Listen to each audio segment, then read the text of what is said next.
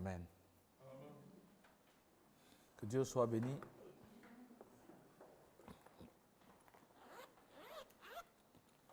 Nous allons commencer par un passage de Jésus-Christ dans le livre de Matthieu, au chapitre 7.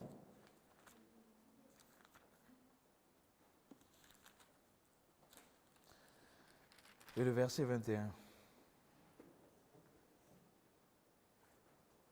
Jésus dit, et je lis, « Ceux qui me disent, Seigneur, Seigneur, n'entreront pas tous dans le royaume des cieux, mais seulement celui qui fait la volonté de mon Père qui est dans les cieux. » Verset 22. « Plusieurs me diront en ce jour-là, Seigneur, Seigneur, n'avons-nous pas prophétisé par ton nom? N'avons-nous pas chassé des démons par ton nom? N'avons-nous pas fait beaucoup de miracles par ton nom? Alors je leur dirai ouvertement, je ne vous ai jamais connus. Retirez-vous de moi, vous qui commettez d'iniquité. »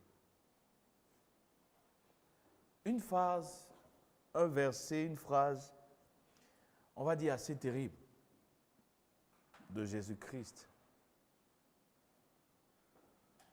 Il dit, ceux qui me disent, Seigneur, Seigneur, n'entreront pas tous dans le royaume des cieux.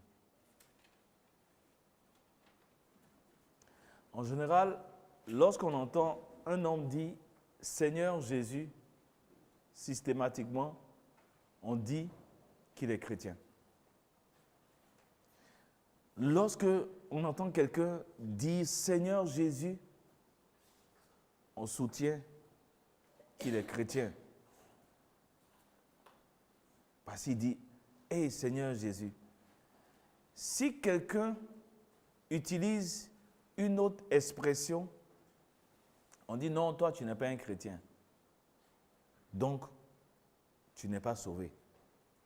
Parce que celui qui confesse de sa bouche, celui qui croit dans son cœur, et celui qui confesse de sa bouche, le Seigneur Jésus sera sauvé, n'est-ce pas?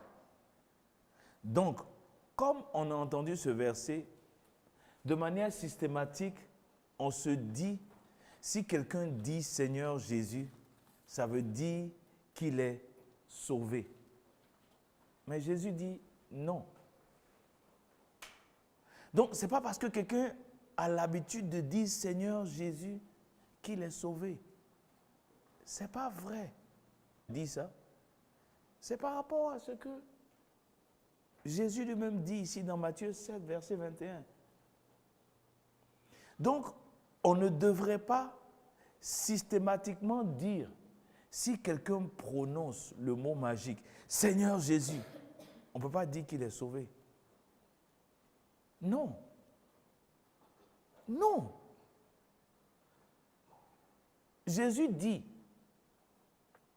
Jésus ne parle pas des gens dont la vie de péché est évidente. Jésus ne dit pas, ceux qui ne viennent pas à l'église dimanche ne seront pas sauvés. Non. Jésus dit, ceux qui me disent, Seigneur, Seigneur, n'entreront pas eux tous dans le royaume des cieux.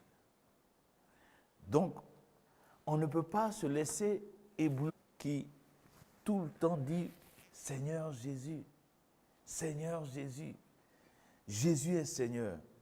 Donc, quelqu'un peut dire de sa bouche, Jésus est Seigneur, et puis il va aller en enfer. Parce que si quelqu'un n'entre pas dans le royaume des cieux, il va où? Il va en enfer. Il y a deux destinations. Il y a le royaume des cieux, et puis il y a l'enfer. Donc, cela dit, comment être sûr que quelqu'un qui disent Seigneur Jésus va entrer dans le royaume des cieux. C'est la raison de notre étude. Comment être sûr et certain que quelqu'un qui dit Seigneur Jésus entrera dans le royaume des cieux? En d'autres termes, comment est-ce que je peux être sûr moi-même que je suis sauvé? Dire Seigneur Jésus, c'est un fait. Mais entrer dans le royaume des cieux est un autre fait. C'est ce que Jésus dit ici. Les versions Semeur et les versions Parole vivante disent « Pour entrer dans le royaume des cieux, il ne suffit pas de me dire « Seigneur, Seigneur ». Est-ce que, à plus d'une fois, on n'a pas dit parce que quelqu'un dit « Seigneur Jésus », c'est un chrétien? Non. Non. Ce n'est pas parce que quelqu'un dit « Seigneur Jésus » que c'est un chrétien. Non. En fait, être chrétien, c'est suivre Jésus-Christ. Être chrétien, c'est suivre Jésus-Christ. Mais comment quelqu'un qui ne connaît pas Jésus peut le suivre? Parce que Jésus dit, après, je ne vous ai jamais connu. Donc, ça dit qu'on n'a jamais marché ensemble. Tu ne m'as jamais suivi. Peut-être que tu as dit de ta bouche, Seigneur, Seigneur, mais tu n'as jamais été avec moi. Tu n'as jamais été à mes côtés. Depuis quelques semaines, j'ai assisté à combien d'enterrements? Hier encore, j'ai assisté à un enterrement et il y avait d'autres enterrements. Et à chaque fois que je regarde les enterrements, c'est toujours la même réflexion que je fais. C'est au moment de l'enterrement, là, on veut tout faire pour dire que Dieu ait pitié de son âme, que Dieu l'accueille dans son paradis, que Dieu le reçoive dans son paradis. Non, mais c'est trop tard. Non. Vos prières là ne servent à rien là. Il est réservé aux hommes de mourir une fois, après quoi vient le jugement. Ce n'est pas les prières. Hier, pendant qu'on était au cimetière de Bassam, j'étais allé à l'enterrement de ma tante, j'entendais un groupe qui était venu enterrer aussi leur mort. Priez, priez maintenant, priez pour elle, priez. Non, c'est fini. Aucune prière ne peut faire quelque chose pour un mort. Aucune prière. La Bible, et je viens de le citer, dit qu'il est réservé aux hommes de mourir une fois, après quoi vient le jugement. Même lorsqu'on dit on va accompagner la personne dans sa dernière demeure, c'est ce qu'on appelle en français un euphémisme. Parce que la personne est partie il y a longtemps. Ce n'est pas la dernière demeure. La dernière demeure de l'homme, c'est soit l'enfer ou le royaume des cieux. C'est ça sa dernière demeure. Sa dernière demeure, ce n'est pas le cimetière, c'est faux. Pourquoi? La même Bible dit, les morts vont ressusciter pour être jugés. Ce n'est pas la dernière demeure. Les non-chrétiens vont ressusciter, les païens vont ressusciter.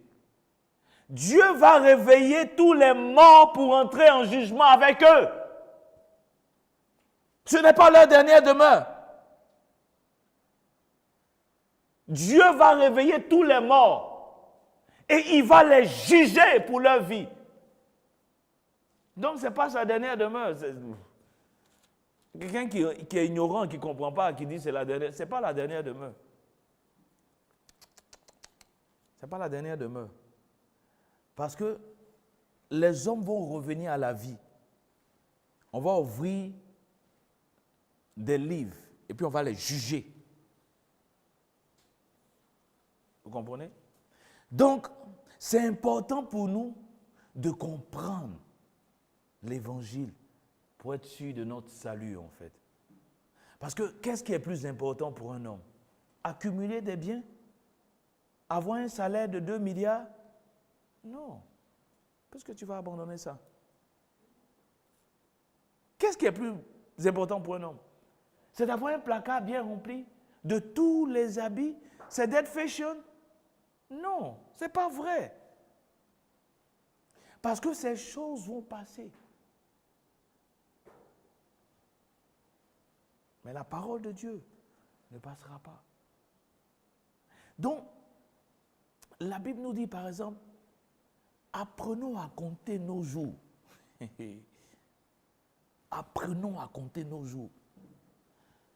Il y a 2 dimanches, et le dimanche dernier, je vous ai dit, quand Satan veut te tromper, il va t'emmener à fixer tes yeux sur tout ce qui se passe sur cette terre.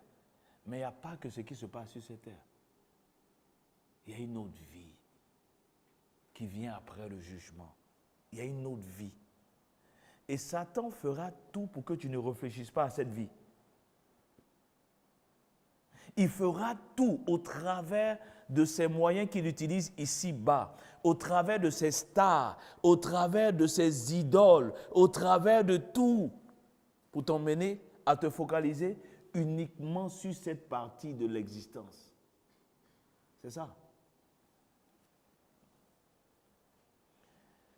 Il y a un auteur américain qui a écrit un livre qu'il a appelé « Your Best Life Now ». Et j'entendais John MacArthur qui disait, oui, en effet, pour celui qui périt, your best life now, c'est-à-dire ta meilleure vie maintenant. Le meilleur est maintenant. Et John MacArthur disait, oui, c'est vrai, le meilleur est maintenant. Parce qu'après ça, tu vas aller en enfer. Mais pour le chrétien, sa meilleure vie n'est pas maintenant. C'est faux. Parce que Jésus lui a promis des persécutions. Jésus a dit à ses disciples, je vous ai dit ces choses avant que cela arrive.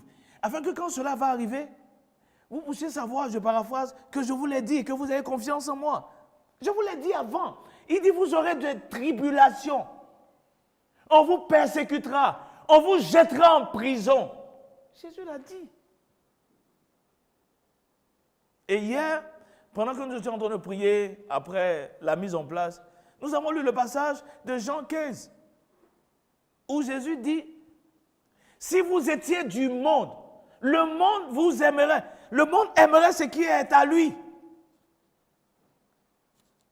Et je leur expliquais une manière tellement simple de discerner les choses du monde. Si vous voyez un homme de Dieu qui est superstar, que les hommes du monde acclament, il n'est pas de Dieu. Parce que le monde ne supporte pas ce qui est de Christ. Si vous voyez ce n'est pas un homme de Dieu.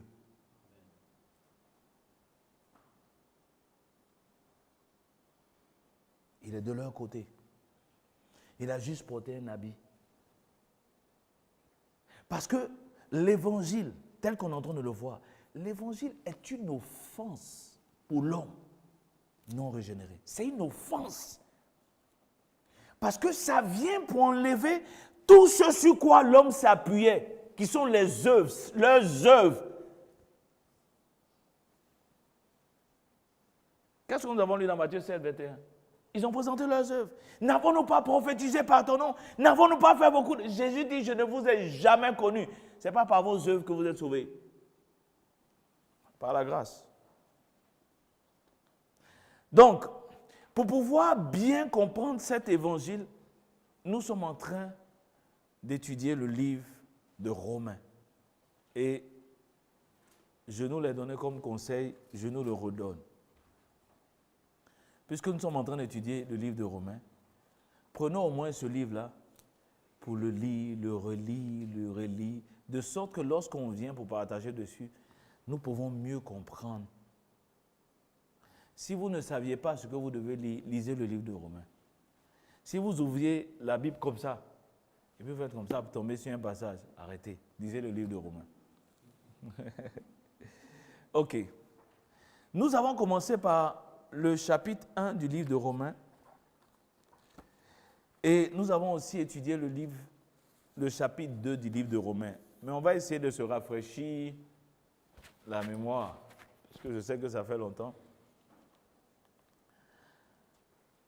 En considérant le livre de Romains, le chapitre 1 et le chapitre 2, on vient au chapitre 3 qui nous montre qu'il y a problème.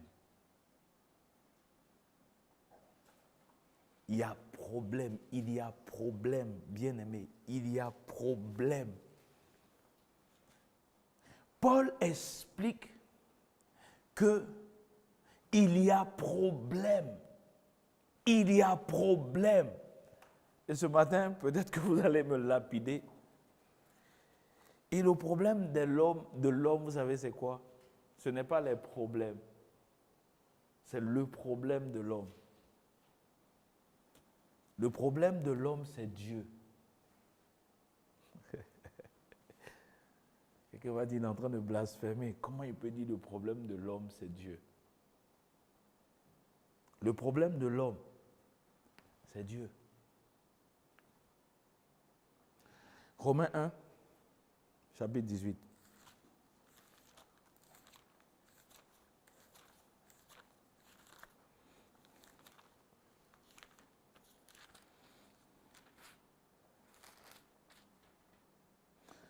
La colère de Dieu se révèle du ciel contre toute impiété et toute injustice des hommes. Je vais m'arrêter là.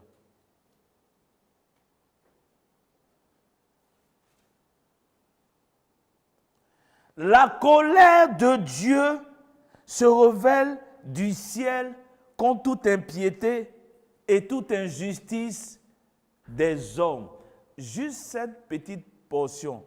Je peux l'avoir dans une autre version. Allons-y. Du haut du ciel, Dieu manifeste sa colère contre les hommes qui ne l'honorent pas et ne respectent pas sa volonté. Ok. Vous voyez? Du haut du ciel, Dieu manifeste sa colère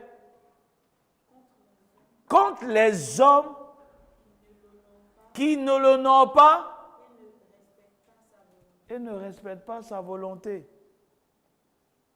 En fait, depuis la chute, l'homme veut faire ce qu'il veut. L'homme aimerait bien vivre comme il veut. L'homme aimerait se donner tous les plaisirs qu'il veut. Mais le problème, c'est qu'il y a quelqu'un qui va leur demander compte et qui va manifester sa colère. Le problème de l'homme, c'est qui? C'est Dieu.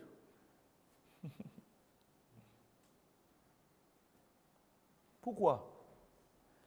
Parce que l'homme, face à son désir de faire tout ce qu'il veut, face à son désir de marcher comme il veut, face au désir de se faire plaisir, l'homme aura qui sur son chemin? Dieu.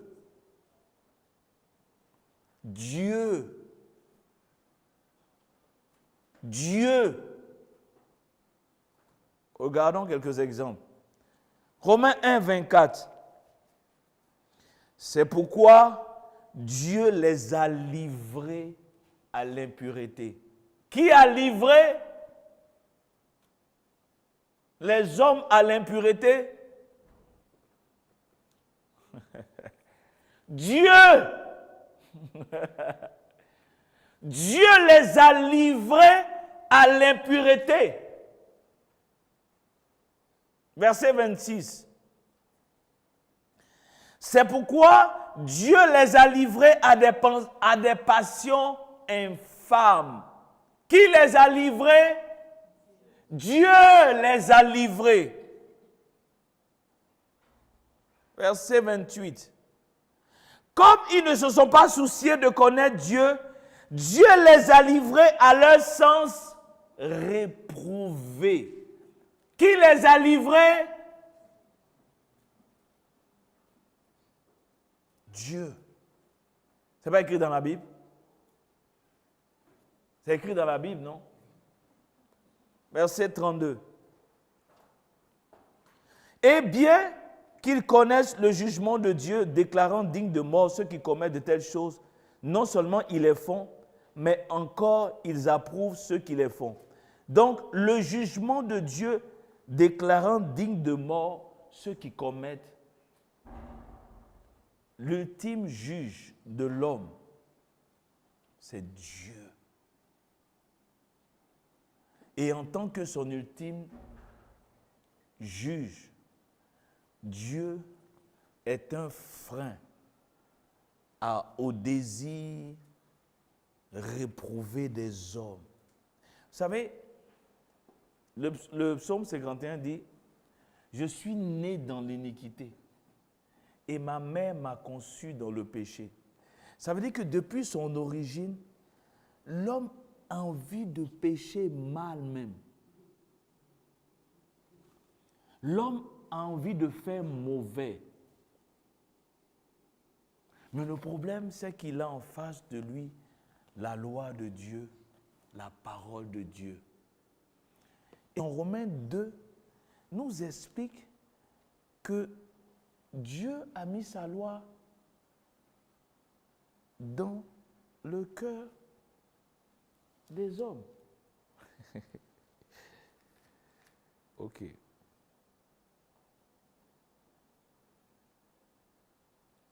Verset 14 de Romains 2. Quand les païens qui n'ont point la loi font naturellement ce que prescrit la loi, ils sont eux qui n'ont point de loi, une loi pour eux-mêmes. Ils montrent que l'œuvre de la loi est écrite dans leur cœur, leur conscience en rendant témoignage et leurs pensées s'accusant ou se défendant tour à tour. On dit, ils montrent que l'œuvre de la loi est écrite où? Dans leur cœur. C'est ce qui a envoyé dans les différentes sociétés ce qu'on appelle la morale. Même quand il n'y a pas d'église, il n'y avait pas d'église dans les villages reculés, ils avaient la morale. Dans ces villages reculés, on peut te dire que ce que tu as... Est-ce qu'il n'y avait pas de jugement? Ils jugent, non? Il y a les sages qui jugent. Quand il y a un problème, ils font un jugement. Mais ils s'appuient sur quoi? Ils s'appuient sur la morale, qui est quoi? C'est la loi que Dieu a inscrite dans le cœur de l'homme. Non, ce n'est pas d'abord une histoire d'église. C'est une histoire de Dieu a écrit cette œuvre de la loi dans le cœur de l'homme. Ça fait que l'homme est inexcusable. Le problème de l'homme, c'est qui? C'est Dieu. Pourquoi? Quel a été le problème de Adam, de Ève surtout?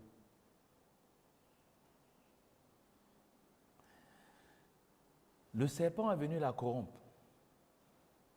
Dieu a-t-il dit que vous ne devez pas manger de tous les arbres? C'était qui le problème?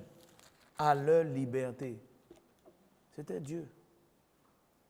Adam en était conscient. Parce qu'une fois que Dieu a parlé, c'est devenu une loi. Donc Adam savait ce que Dieu avait dit. Donc il ne fallait pas enfreindre à ce que Dieu avait dit. Et Satan, dans sa séduction, c'est ce qu'il continue à faire aujourd'hui, vient pour dire non, il ne faut pas écouter Dieu. Donc, pourquoi Adam ne pouvait pas manger du fruit de l'arbre de la connaissance du bien et du mal? Parce que Dieu le lui avait interdit.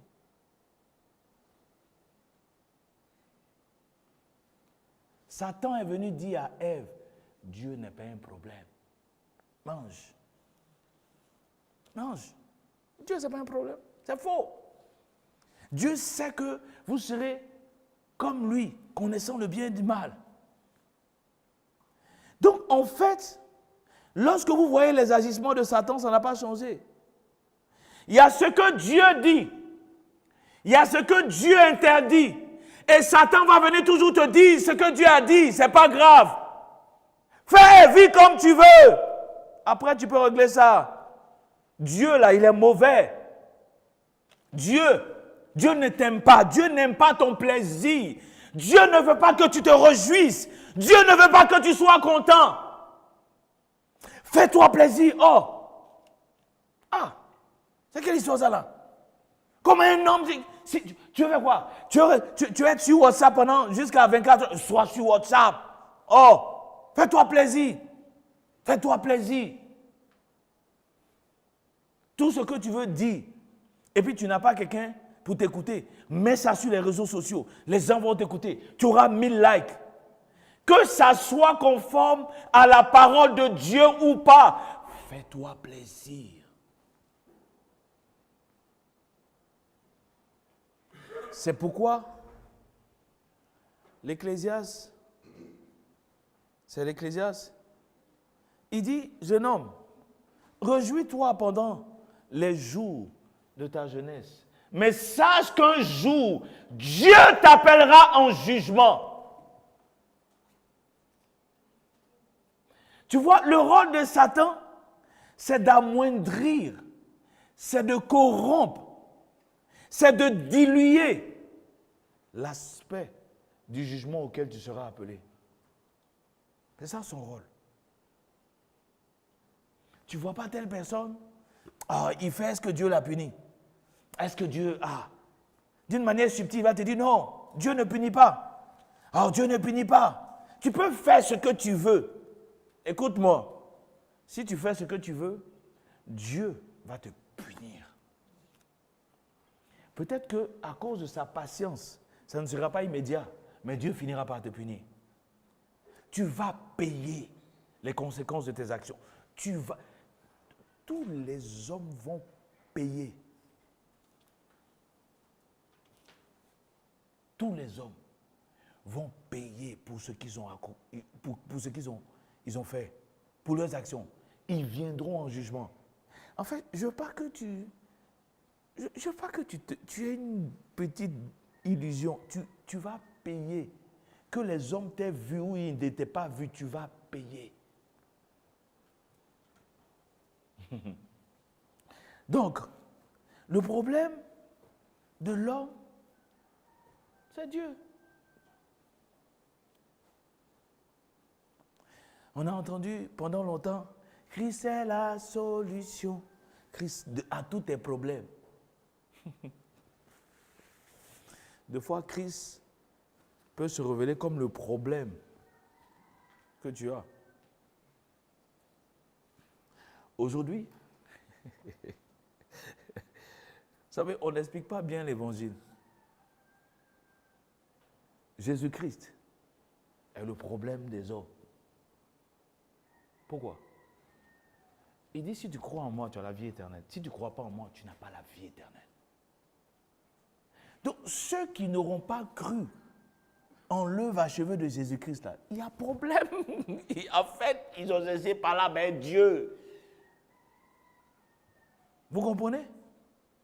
C'est Jésus qui vient dissocier qui est en par là, ben Dieu, et qui ne l'est pas. Ce n'est pas une affaire de non, moi je vais à l'église, non.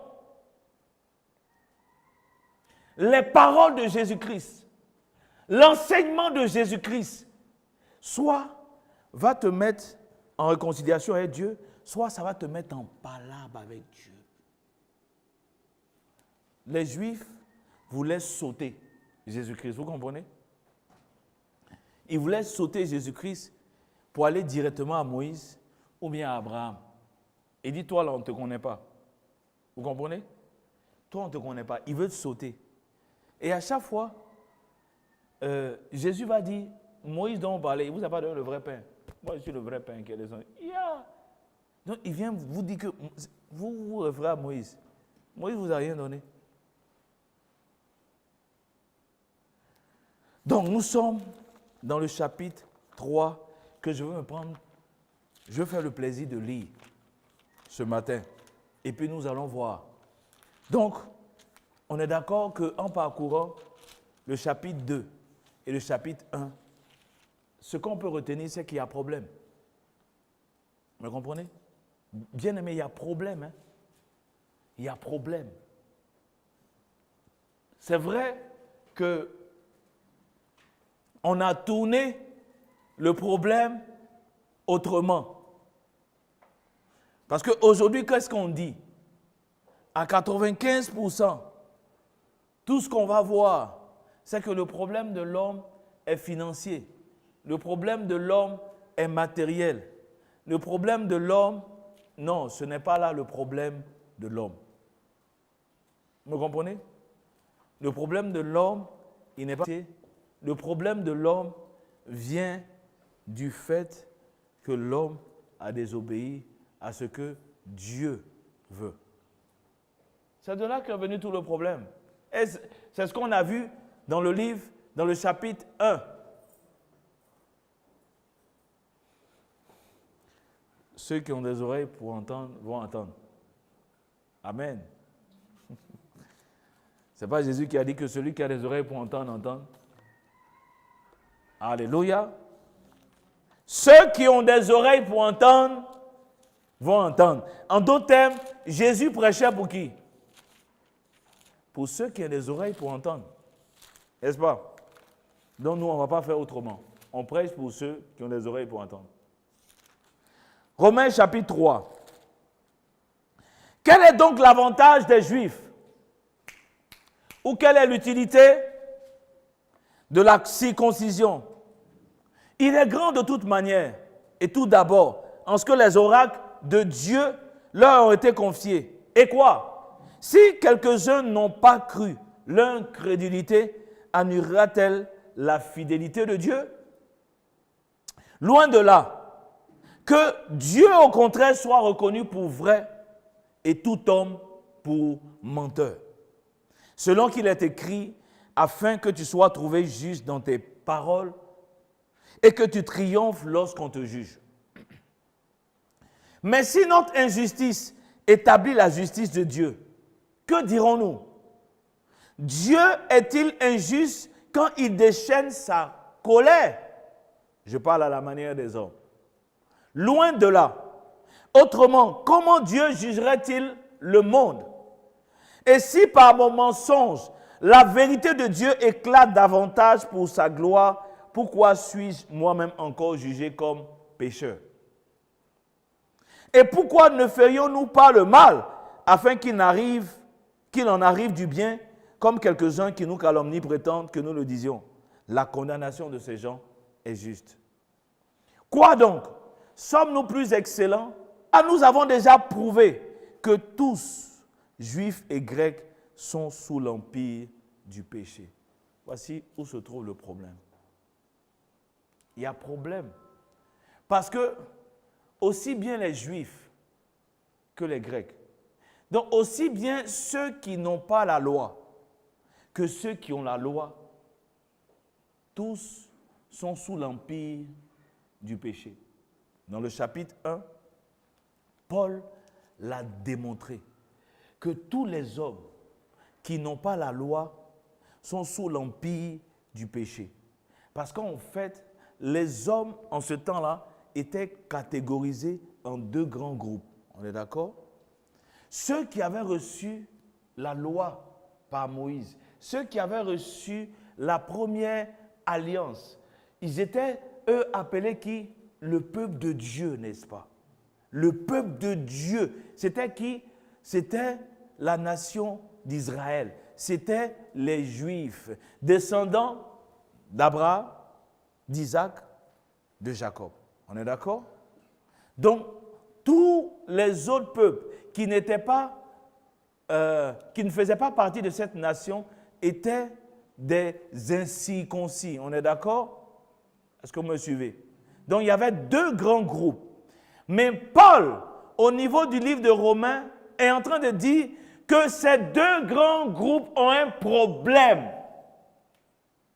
On aurait pu penser que ceux qui n'avaient pas la loi, c'était eux qui avaient le problème, n'est-ce pas?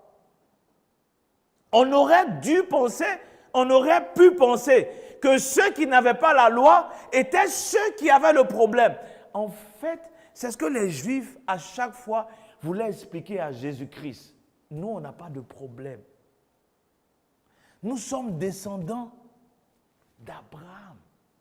Nos pères ont mangé dans le désert la manne.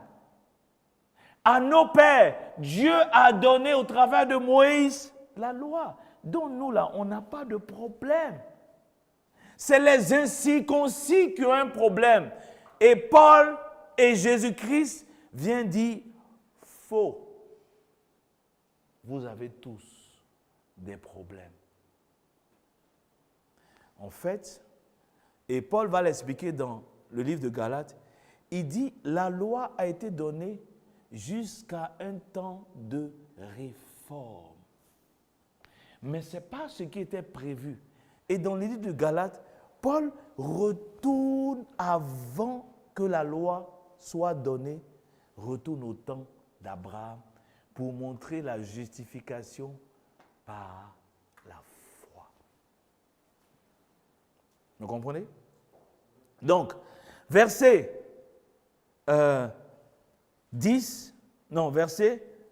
9. Quoi donc? Sommes-nous plus excellents? Nullement. Car nous avons déjà prouvé que tous, juifs et grecs, sont sous l'empire du péché. Juifs qui ont la loi, grecs qui n'ont pas la loi, ils sont sous l'empire du péché. Le problème véritable de l'homme, c'est le péché. Ce n'est pas qu'ils aient la loi ou qu'ils n'aient pas la loi. C'est le péché. Verset 10. Selon qu'il est écrit, il n'y a point de juste, pas même un seul. Waouh! Devant Dieu, il n'y a pas de juste. Il n'y a pas même. Il n'y a pas un seul juste. Et Paul va l'expliquer. Il n'y a pas un seul juste. Bien-aimés, écoutez-moi. L'évangile est tellement clair. L'évangile est clair. Étant donné que le problème de l'homme, c'est le péché, est-ce que l'homme sera juste devant Dieu? C'est là où se trouve le problème. Parce que Dieu exige la justice. Nous l'avons déjà vu dans le livre d'Exode 34, lorsque Moïse reçoit la révélation de la gloire de Dieu. Dieu dit dans Exode 34, il est compatissant, lent à la colère, il est riche en bonté, mais il ne tient pas le coupable pour innocent. Ça veut dire, si tu es coupable, il faut que tu payes pour tes péchés. C'est là où se trouve le problème. Maintenant, étant donné que tous les hommes sont des pécheurs, comment est-ce qu'ils vont être justifiés? Comment est-ce qu'ils vont obtenir le pardon auprès de Dieu? C'est là où se trouve le problème.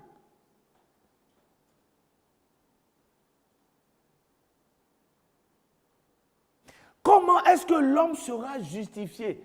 En d'autres termes, comment est-ce que l'homme va obtenir le pardon vis-à-vis de ce Dieu?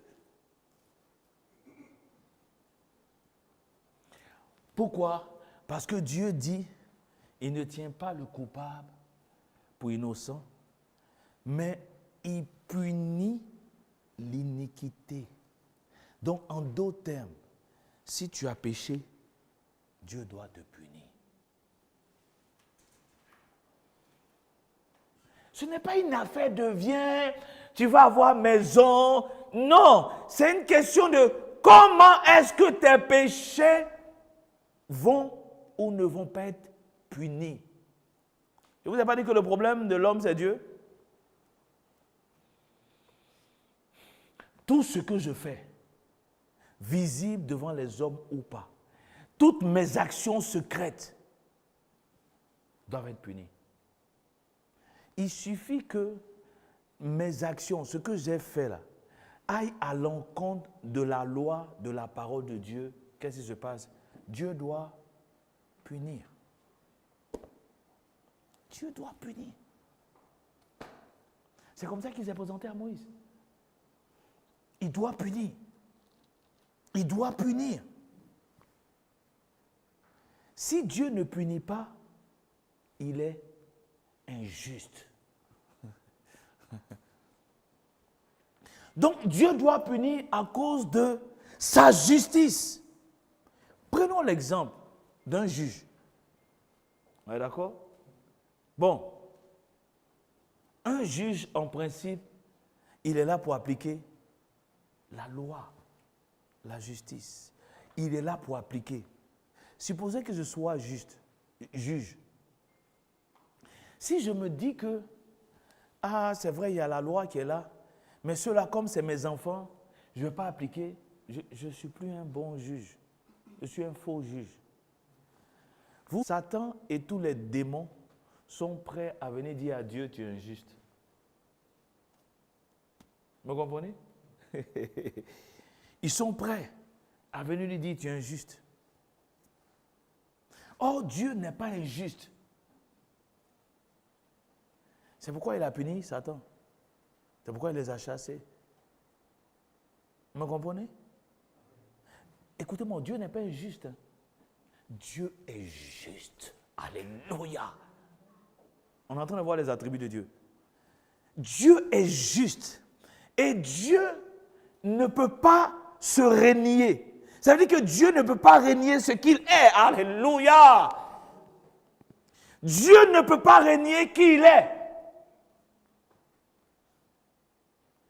À cause de lui-même. Parce que c'est le Dieu de justice. Vous comprenez? Ok. Verset 10. Selon qu'il est écrit, il n'y a point de juste, pas même un seul. Nul n'est intelligent, nul ne cherche Dieu. Tous sont égarés, tous sont pervertis. On parle de qui? On parle des juifs et des non-juifs. Tous sont égarés. Tous sont pervertis. Tous les hommes sont égarés. Quelle est la conséquence de ça?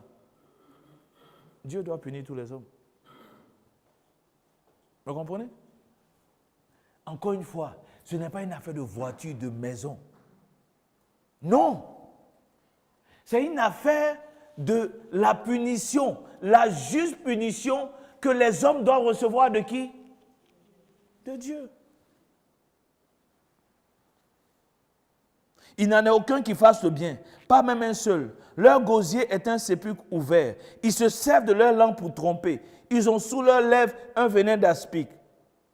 C'est pourquoi, une parenthèse, lorsque Jésus se retrouve en face de ceux qui veulent lapider la femme adultère, il dit que celui d'entre vous qui n'a pas commis de péché, soit le premier à lui jeter la pierre. Et la Bible dit, accusés par quoi? Leur conscience, chacun a laissé. Parce qu'ils savaient qu'ils étaient tous des pécheurs. Jésus se retrouve seul avec la femme. Il dit, où sont ceux qui t'accusaient? Où sont ceux qui t'accusaient, tes accusateurs? Personne ne t'a condamné. Moi aussi, je ne te condamne pas. Tous sont péchés. Tous sont pervertis. Tous sont égarés. Tous les hommes sont égarés. Verset 14. Leur bouche est pleine de malédictions. Aujourd'hui, c'est répandu à Abidjan ici. Leur bouche est pleine de malédictions. Ils ont un mot qu'ils disent, je ne peux même pas oser prononcer. Si vous arrivez à Bobo, vous allez entendre ça. Si vous regardez les chauffeurs de Baka, vous allez entendre ça. Leur bouche est quoi? Pleine de malédictions. Je ne peux pas prononcer. Leur bouche est pleine. C'est pas ce qu'on voit aujourd'hui. Ok, je ne vais pas prononcer ce mot. Ils ont les pieds légers pour reprendre le sang. La destruction et le malheur sont sur leur route. Ils ne connaissent pas le chemin de la paix. La crainte de Dieu n'est pas devant leurs yeux. Verset 19. Or, nous savons que tout ce que dit la loi, elle le dit à ceux qui sont sous la loi. La loi est pour qui? Ceux qui sont sous la loi. Afin que toute bouche soit fermée et que tout le monde soit reconnu coupable. Tout le monde soit reconnu coupable devant Dieu. Donc, je dis, il y a un problème. Romains 1, 2, et cette partie de Romains 3 que nous sommes en train de lire, dit il y a un problème. Quel est le problème? Tous les hommes sont coupables. Tous les hommes sont coupables. Je suis coupable, tu es coupable.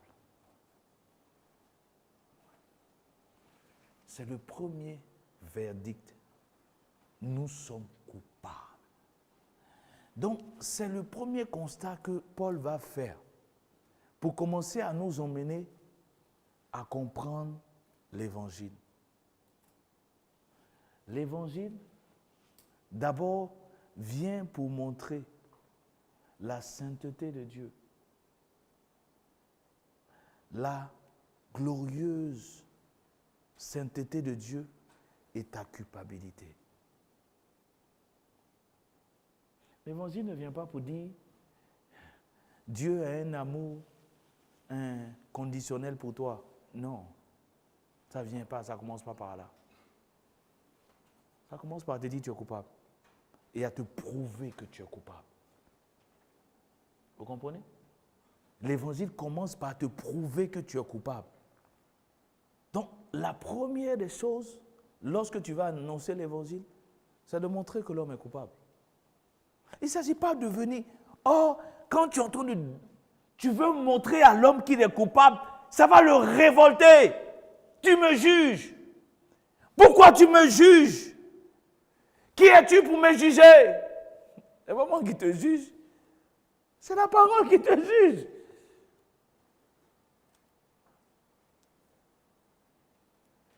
En fait, le fait que l'Évangile vienne démontrer la culpabilité de l'homme est une offense. Les hommes ne veulent pas qu'on parle de leur péché. Non. Ça les fatigue. Et nous nous souvenons de certains hommes de Dieu qui disent, eux, ils ne prêchent pas le péché. Non, tu es pécheur, tu vas en enfer. Nous, on ne prêche pas ça. S'il ne prêche pas ça, il fait l'affaire du diable. Parce que si tu ne prêches pas, comment est-ce que tu vas prouver la culpabilité de l'homme? Viens pour démontrer que l'homme est coupable. Alléluia.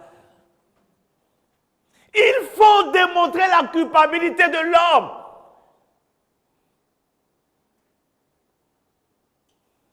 J'ai lu il y a quelque temps, le message le mieux caché de l'enfer. Je ne sais pas si quelqu'un a déjà lu. Où il parlait de... Tu ne peux pas venir parler de la grâce si l'homme ne sait pas sa culpabilité. Vous savez, on a parlé de la grâce. La grâce, sans démontrer la culpabilité de l'homme. Donc il n'y a pas de repentance.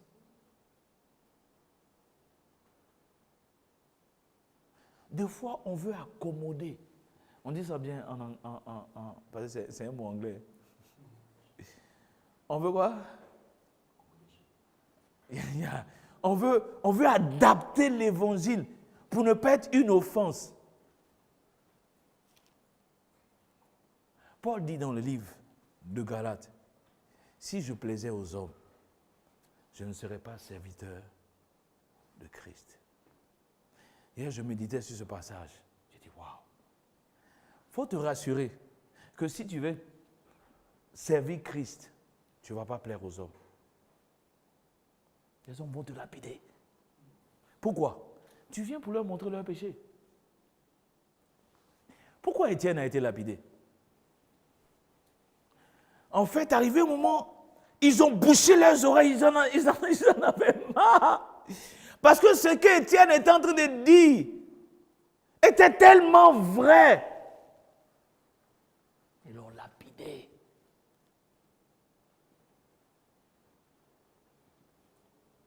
Dites-moi, si c'était pour les miracles que Jésus est venu, pourquoi on l'a lapidé?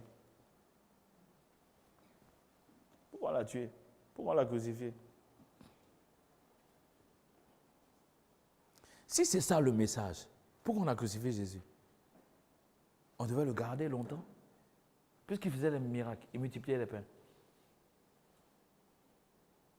Pourquoi on l'a lapidé? Enfin, pourquoi on l'a crucifié?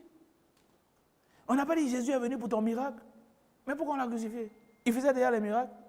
Ou mais c'est après la crucifixion qu'il a fait les miracles? Non, c'était avant. C'était avant.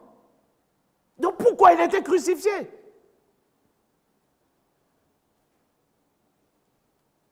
Si c'était pour les miracles, pourquoi la plupart des apôtres sont morts décapités? On dit l'ombre de Pierre guérissait. Ou bien, mais ils l'ont décapité. Ils l'ont décapité.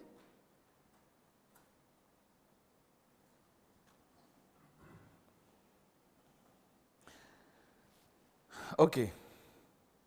Verset 19.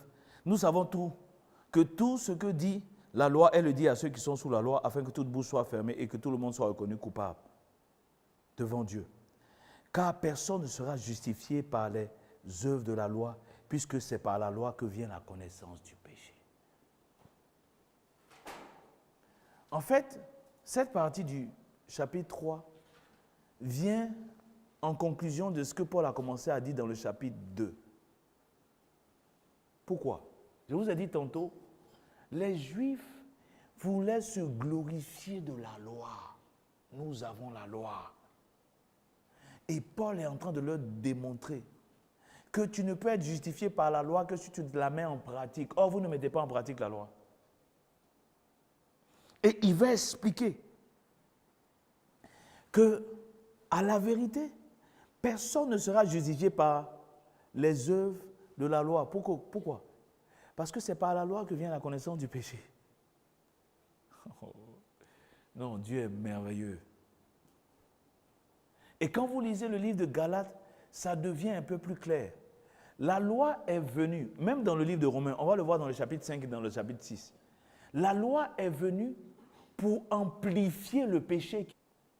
Paul va dire dans le livre plus tard de Romains 6, quand le péché vient, quand la loi vient, le péché fait quoi? Reprit vie. Alléluia. Afin que le péché soit reconnu comme péché. Ah! Dieu est extraordinaire. Donc les Juifs qui voulaient se glorifier de la loi, Paul est en train de leur dire, si c'est par la loi que vous voulez être justifié, you are dead, vous êtes mort. Parce que la loi est venue pour démontrer que vous, les Juifs, on aurait dit les païens sont des pécheurs, non? Mais vous êtes pécheurs. Voici pourquoi cette histoire de non-pèlerinage en Israël, c'est bla, bla, bla. Ceux qui mettent en avant ces choses sont encore dans les œuvres de la loi. Et quand tu ne comprends pas l'évangile, tu vas te presser. Parce que, regardez, tout le monde dit ça. Des cousins disent il faut aller à la Mecque. L'autre dit il faut aller à Lourdes. Donc, eux aussi ils ont trouvé il faut aller en Israël. La justification par les œuvres. Il y a des gens qui sont dans les villages, ils n'ont jamais mis pied à Abidjan. Ils seront sauvés. À plus forte raison de dire il faut aller en Israël. Ils n'ont jamais mis pied à Abidjan. Donc Paul ici dit Car personne ne sera justifié par les œuvres de la loi. Vous savez, les œuvres de la loi ont une telle subtilité.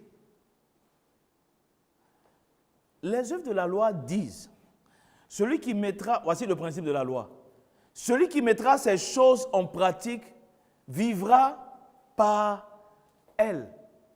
Celui qui mettra ces choses en pratique vivra par elles.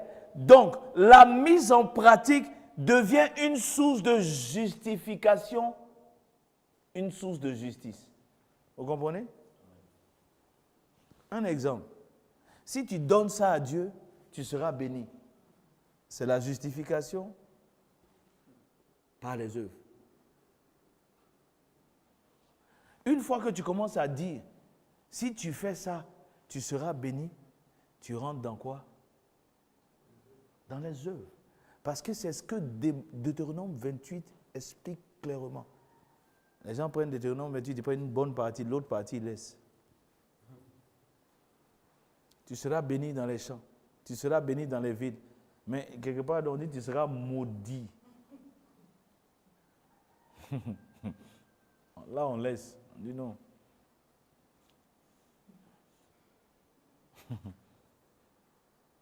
Donc, Romains 1, Romains 2, Romains 3, jusqu'au verset 20, nous voyons qu'il y a problème. Bien-aimé, il y a problème. Il y a problème. Parce que les agissements des hommes vont à l'encontre de ce que Dieu veut. Jésus dit quoi? Matthieu 7, 21 que nous avons lu. Tous ceux qui me disent Seigneur, Seigneur, n'entreront pas tous dans le royaume de Dieu. Celui-là seul qui fait la volonté de mon Père. Celui-là va entrer dans quoi? Le royaume des cieux. Donc, pour entrer dans le royaume de Dieu, il ne suffit pas de dire Seigneur, Seigneur à Jésus-Christ, mais il faut faire la volonté de Dieu. Vous comprenez? Il faut faire la volonté de Dieu. Donc, nous sommes en train d'étudier pour qu'on puisse comprendre la volonté de Dieu. Vous comprenez? Ce n'est pas nous qui chantons ce chant-là pour dire « Seigneur, voici ma vie, je veux faire ta volonté. » La volonté de Dieu n'est pas dans le ciel quelque part. C'est révélé dans la parole. Et Jésus même a eu à le dire dans le livre de Jean. Il dit, la volonté de celui qui m'a envoyé, c'est que vous croyez au nom du Fils unique de Dieu. Voici sa volonté. Allons à la suite du chapitre 3. Et ce dont on va parler, à partir du verset 21, on va juste l'introduire aujourd'hui. Parce que c'est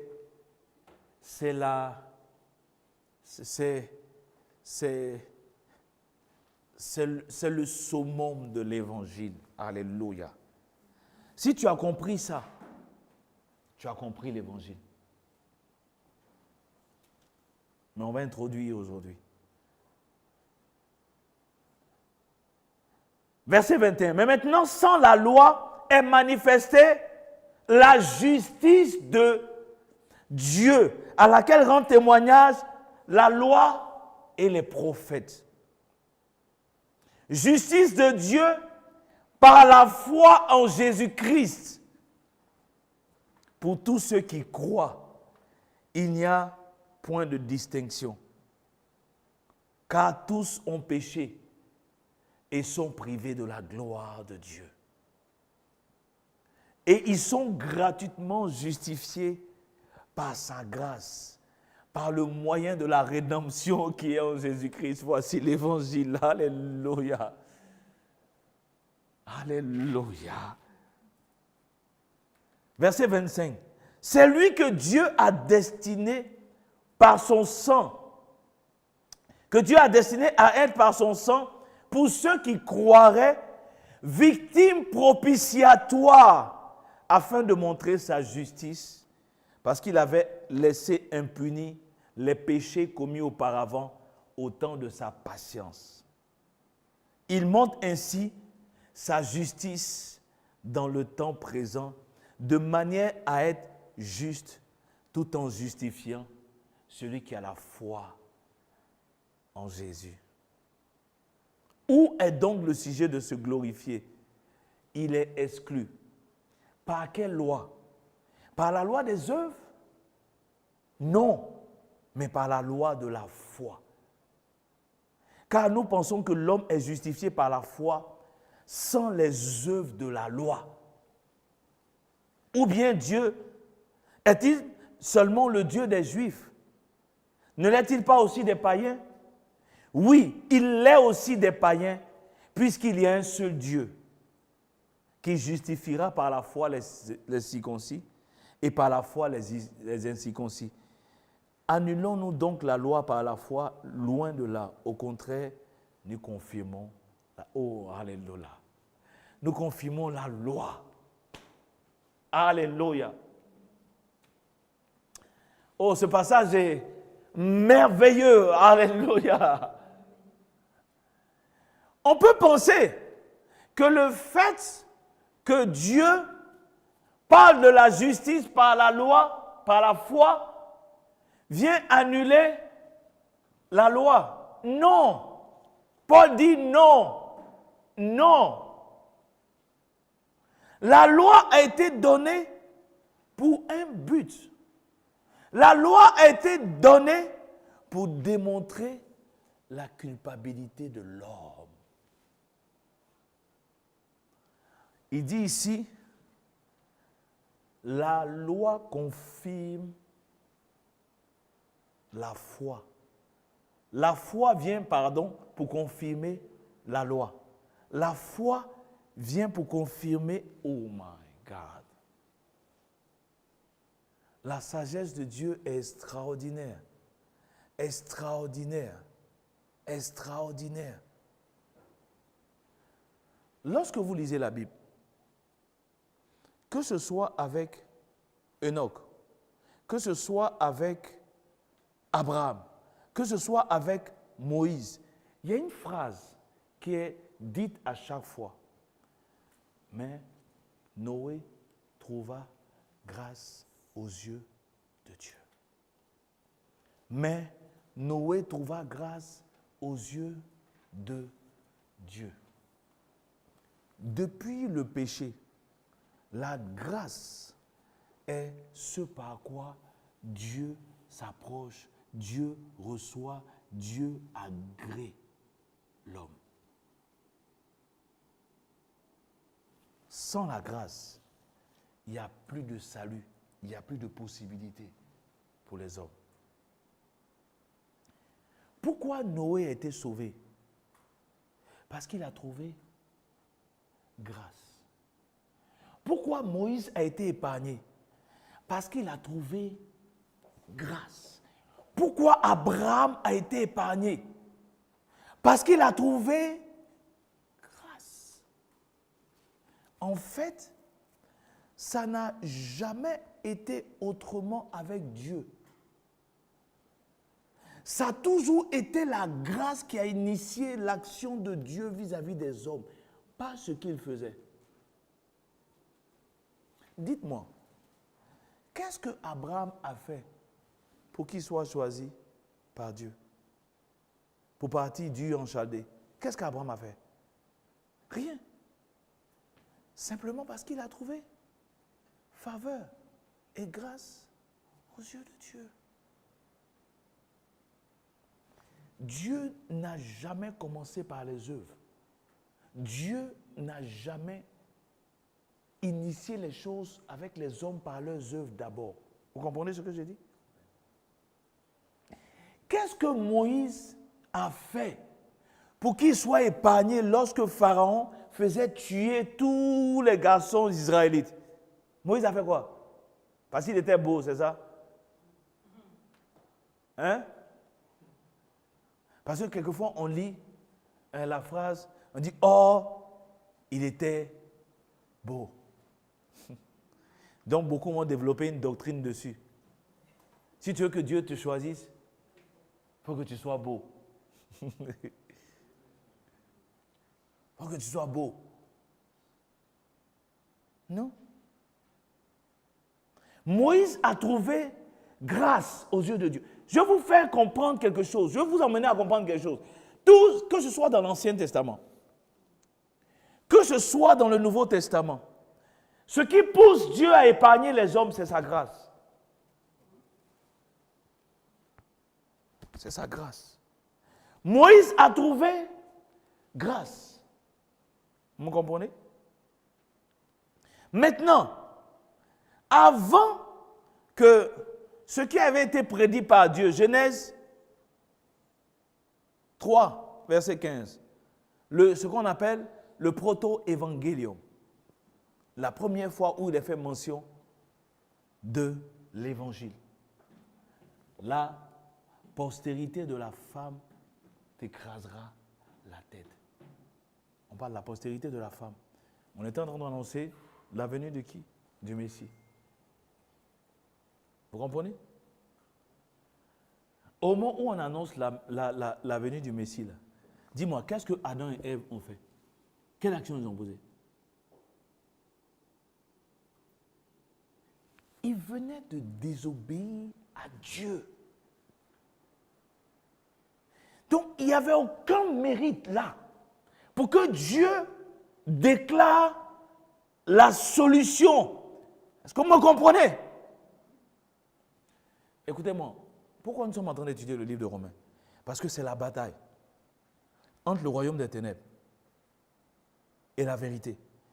Le royaume des ténèbres va toujours chercher d'une manière subtile à t'emmener à désirer être justifié par tes œuvres.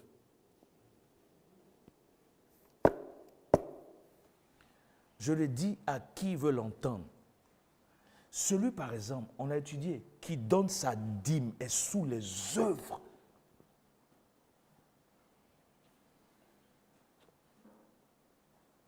Parce qu'on l'a étudié ensemble pour ceux qui voulaient.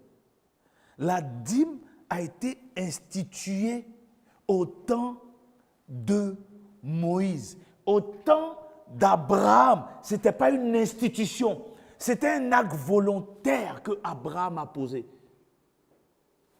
C'est devenu une institution, c'est devenu une exigence dans la loi de Moïse. Donc si aujourd'hui, quelqu'un exige, ça devient une œuvre de la loi.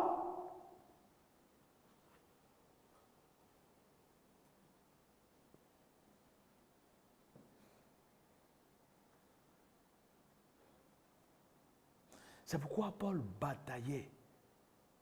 Paul bataillait dans le livre de Galates. Il dit non, tu ne peux pas être justifié par les œuvres de la loi. Tu ne peux pas. Celui qui se met sous la loi est sous la malédiction. Celui qui s'attache aux œuvres de la loi est sous la malédiction. Vous comprenez? Il y a un danger dedans. Ok, donc ici, Paul va commencer à introduire ce qu'on appelle la justification par la foi. Et il va montrer que cette justification par la foi ne date pas de maintenant. Alléluia. Quand vous lisez Hébreux 11, quand on cite, c'est par la foi, c'est par la foi. Ici, on entend parler de quoi? De la justification par la foi. C'est par la foi que toutes ces personnes ont été justifiées.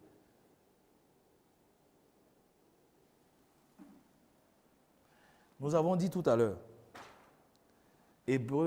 Romains 1, Romains 2 montre qu'il y a problème. Et Romains 3 nous le résume. depuis le verset 1 jusqu'au verset 20. Il nous le résume en disant quoi? Que aussi bien les Juifs que les Grecs sont sous l'empire ou sous le pouvoir du péché. Le péché domine l'homme.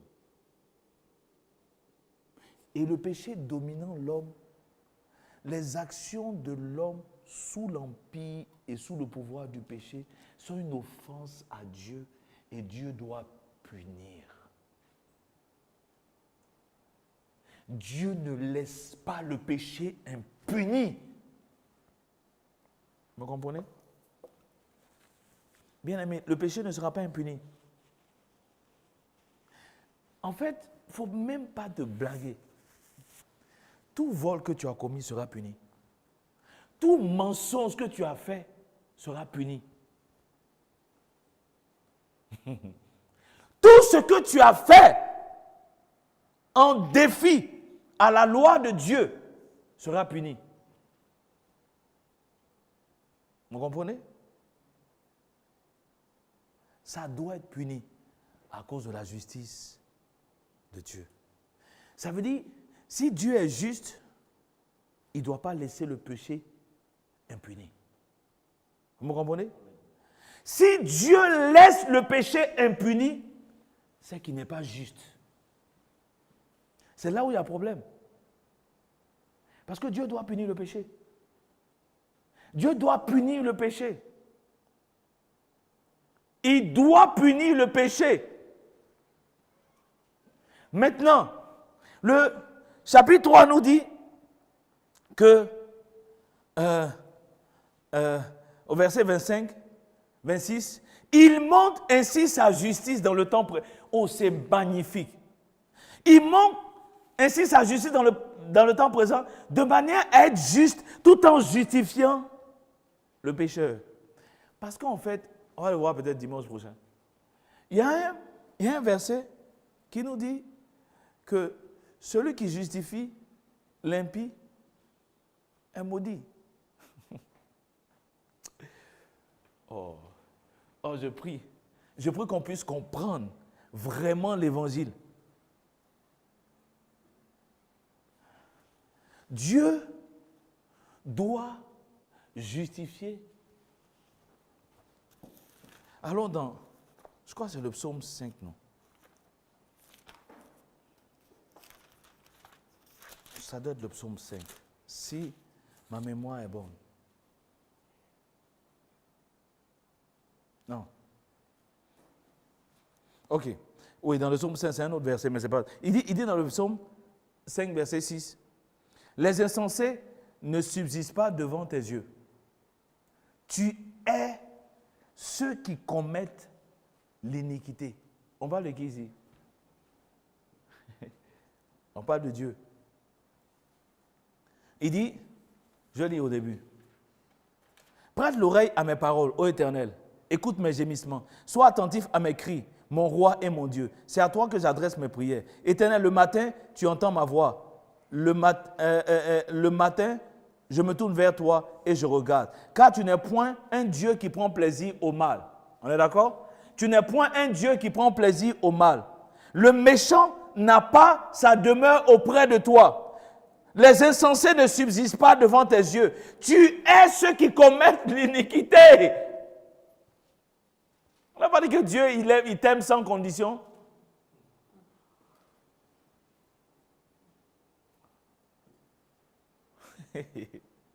Tu hais ceux qui commettent l'iniquité. Tu hais ceux qui commettent l'iniquité. Donc, nous sommes dans un problème, puisque ici, par exemple, on dit Dieu. Est-ce que tu ne commets pas l'iniquité? Tu ne commets pas le mal? Tu ne pêches pas? Donc, en principe, tu as droit à quoi? À la haine de Dieu qui te punit, qui doit te punir.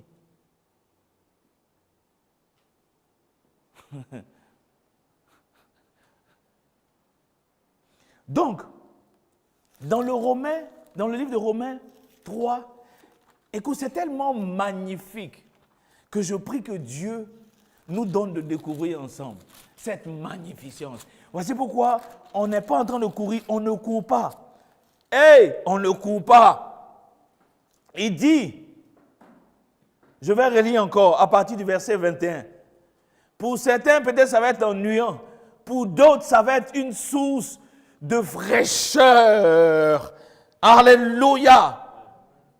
Mais maintenant, sans la loi, est manifestée la justice de Dieu.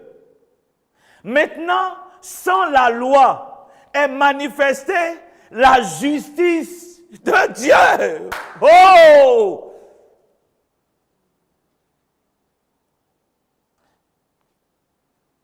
À laquelle rendent témoignage la loi et les prophètes. Justice de Dieu par la foi en Jésus-Christ pour tous ceux qui croient.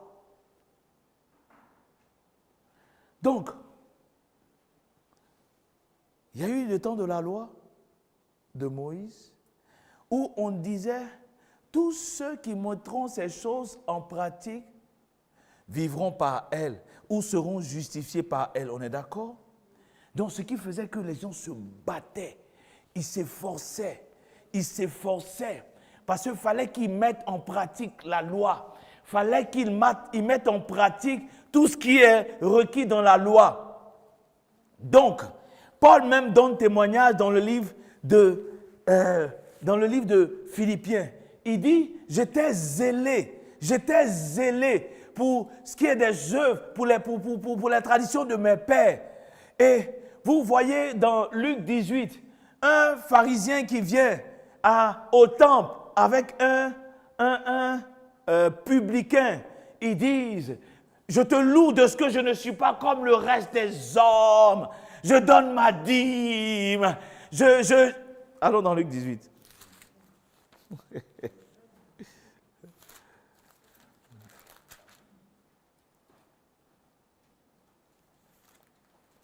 Luc 18, verset 10. Deux hommes montèrent au temple pour prier. L'un était pharisien et l'autre publicain. Le pharisien debout priait ainsi en lui-même. Ô Dieu, je te rends grâce de ce que je ne suis pas comme le reste des hommes. Vous comprenez? Les pharisiens faisaient une distinction entre eux, les juifs, et qui? Le reste des hommes. Qu'est-ce qui les distinguait du reste des hommes? Il va le dire.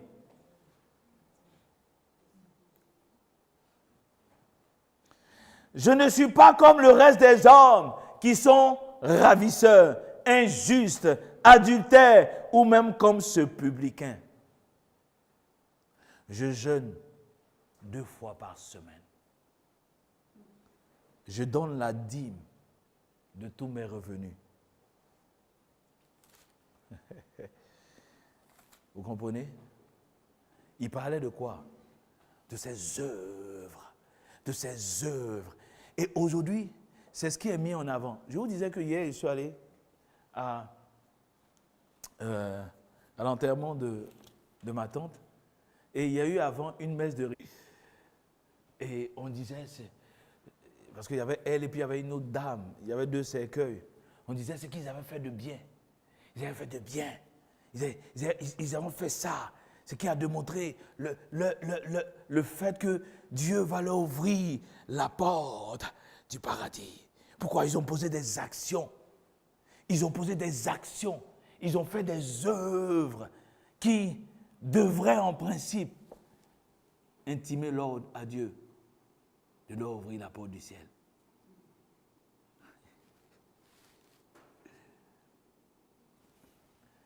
Dans l'esprit et dans la pensée de toutes les religions,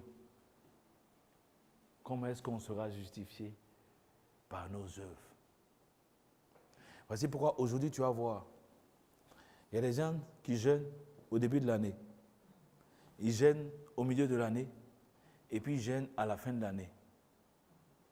Ça c'est quoi? C'est la justification par les œuvres. Par le jeûne du début d'année, on possède l'année. Par le jeûne du milieu de l'année, on fortifie l'année, ou bien les 6 autres mois qui arrivent. Par le jeûne de fin d'année, on ouvre la porte de l'année. Vous allez voir que ça commence à être populaire. On jeûne au début, au milieu, et puis à la fin. 3 fois. La Trinité, la Sainte Trinité de jeûne. Jeûne, début de l'année, milieu de l'année. En fait, parce que toutes les religions, d'une manière ou d'une autre, ont la pensée d'être justifiées par leurs œuvres. C'est ce qu'on voit chez nos cousins qui jeûnent. Et chez nos cousines qui jeûnent. Attends, nos cousines sont en train de jeûner, non? Parce qu'on a nos cousins et puis on a nos cousines. Parce que nos cousines, c'est une femme qui est leur Dieu. Attends, on sont en train de jeûner, non? Donc, on prend ça au sérieux. On dit c'est le temps du carême. Il faut faire très attention. C'est le temps du carême. Voilà. Pendant le temps du carême, il faut faire les bonnes œuvres. Il faut faire les bonnes œuvres. C'est ça, non? La justification par les œuvres. C'est ce que le pharisien là disait. Il dit, je ne suis pas comme le reste des hommes.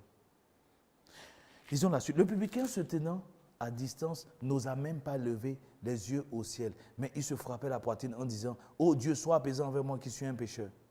Je vous le dis, celui-ci descendit dans sa maison, quoi? Justifié. Qui a obtenu justice? Le pharisien. On parle de quoi? De la justice de Dieu, pas la justice des hommes. Si c'est la justice des hommes, il y a un acte méritoire dans la justice des hommes. Mais la justice de Dieu est soutenue par la grâce que Dieu envoie. Si on enlève la grâce, il n'y a plus de justice. Maintenant, cette grâce, comment elle a été manifestée? Par la mort de Jésus-Christ à la croix. C'est le seul sacrifice que Dieu a agréé.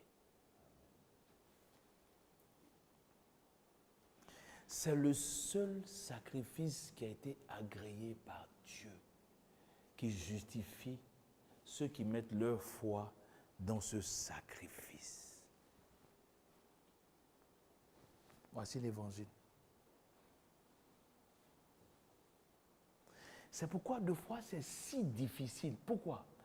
Parce que les hommes sont attachés aux œuvres de la loi. C'est-à-dire, ils vont tourner jusqu'à... Ils vont revenir aux œuvres. Ils tournent, ils font tout le tour jusqu'à... Mais ils ne lâchent pas les œuvres. Parce que pour eux, c'est une folie. C'est trop facile. Regardez cette prière. Regardez Luc 18. C'est trop facile. Comment un pharisien qui jeûne 2 fois dans la semaine, il donne la dîme. Quelqu'un qui vient, c'est un publicain. Comment Jésus? C'est lui que tu dis, Jésus, ce que tu dis là, ce n'est pas juste. That's not fair. Ce n'est pas juste. Ce n'est pas possible. Comment est-ce que quelqu'un qui n'a rien fait peut être justifié? Mais c'est ce qui rendait les pharisiens furieux. Et c'est ce qui rend les hommes furieux aujourd'hui. Il dit, on ne donne pas la dîme. Il dit, quoi?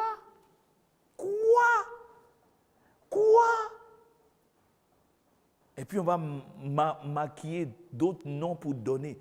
Non, la dîme, c'est les prémices. On fait une distinction entre la dîme et les prémices.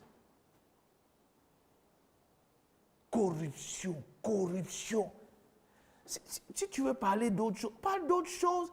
Si tu veux être un motivateur, sois un motivateur. Si tu veux être un coach, sois un coach, mais ne deviens pas dire tu es pasteur de Jésus-Christ, tu es serviteur de Jésus-Christ, et puis tu viens dire autre chose que Jésus a dit. C'est forcé même de dire que tu es serviteur de Dieu. Fais ton coaching, les gens vont te suivre. Ou bien, ton coaching. Tu es un coach. Toi, tu es un coach de la vie. Aujourd'hui, les gens sont là, ils disent qu'ils sont des coachs. Ils ne disent pas qu'ils sont des pasteurs, ou bien. Et tu dis que tu es pasteur, viens dire ce que la Bible dit. Et tu veux mélanger. Voici ici.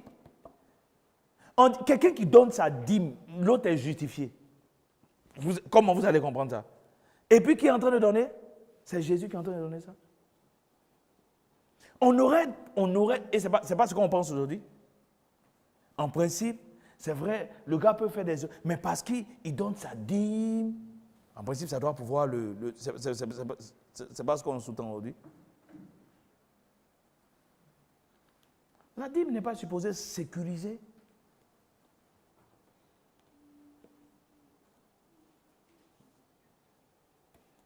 Non, on avait dit non, en fait, tu n'es pas. C'est la manière dont tu donnes la dîme là, qui fait que ce n'est pas bien. La manière dont tu donnes la dîme. Il y a combien de manières de donner la dîme? On dit tu prends, tu donnes, et on regarde la manière ici. Aïe. Ok. Donc, il y a problème. Et le problème, je dois le dire pour terminer, c'est que nous sommes sous l'empire du péché. On est sous le pouvoir du péché. On est sous le pouvoir du péché. C'est ce que Paul est en train de présenter ici dans Romains 1 et dans Romains 2. Et puis dans cette partie de Romains 3. Pour les hommes qui n'ont pas reçu la loi de Moïse, c'est évident. Puisque dès le départ, c'est comme si Dieu a choisi son peuple. On est d'accord? Dieu s'est choisi un peuple. Il dit qu'il est le Dieu d'Abraham, d'Isaac et de Jacob. Humainement parlant, c'est ceux qui sont descendants d'Abraham, qui sont descendants d'Isaac, descendants de Jacob, qui sont reconnus comme le peuple de Dieu, n'est-ce pas? N'est-ce pas? Voilà. Donc, a priori, c'est ce qui sort. Mais non. Non. Maintenant, quand les Juifs viennent et ils pensent qu'ils sont justes devant Dieu par toute cette pratique qu'on leur a donnée, Paul vient dire non, vous n'êtes pas juste. Il n'y a pas de juste. Il n'y a aucun juste.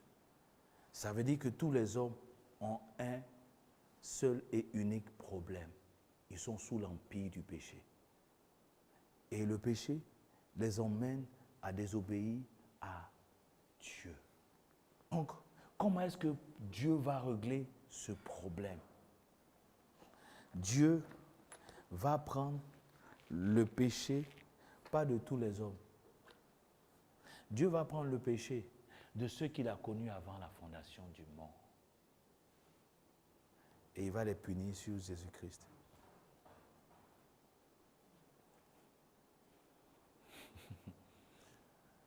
Maintenant, si tu veux me dire, ah, donc Dieu est injuste, alors Dieu, c'est juste quelques personnes.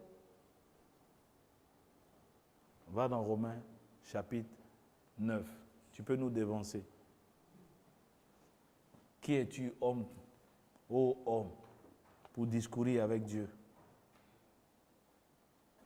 Il dit, le potier n'est-il pas libre pour faire avec la même masse un vase d'usage vil et un vase d'honneur? Le potier n'est-il pas libre? Donc, Dieu va punir le péché de ceux qu'il a connus d'avance sur Jésus-Christ. Pour rester juste tout en justifiant ceux qui mettent leur foi en Jésus-Christ. Waouh! Un plan extraordinaire, un plan merveilleux. En fait, ce qu'il a dit dans Exode 34, c'est ce qu'il va accomplir. Éternel, éternel, Dieu compatissant, lent à la colère, riche en bonté, miséricordieux, mais qui ne tient pas le coupable pour innocent et qui punit l'iniquité. Comment Dieu arrive à pallier les deux? Il doit punir l'iniquité, mais quelque part, Il dit, il est compatissant, il est lent à la colère, il est riche en bonté. Comment il... Voilà. Et c'est ce qu'il va faire. Écoutez-moi. L'évangile, c'est la proclamation de l'œuvre de la croix. L'œuvre de Jésus-Christ, ce n'est pas autre chose.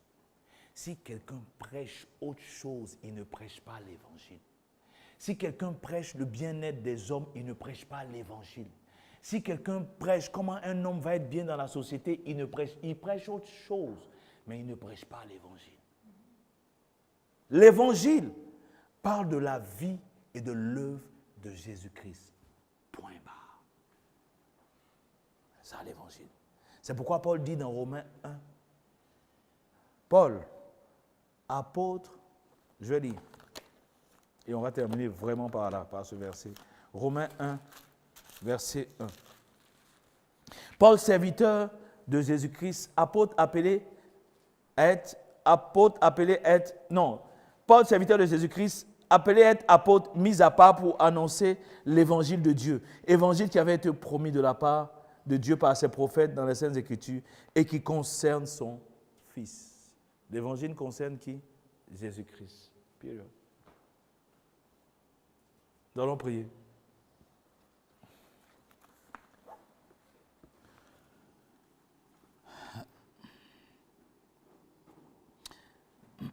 Que ton nom soit béni, notre Dieu et notre Roi. Donne-nous des oreilles pour entendre. Donne-nous de l'intelligence pour comprendre.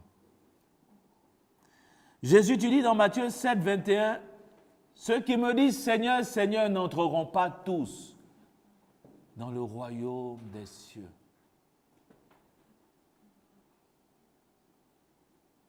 Mais celui-là seul qui fait la volonté de mon Père. Comment être sûr? Merci pour tout ce que tu nous as donné de voir et de comprendre ce matin.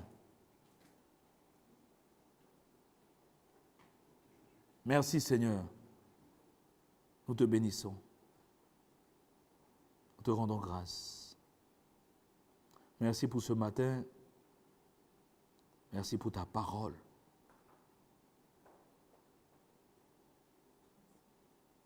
Ton nom soit béni, Seigneur.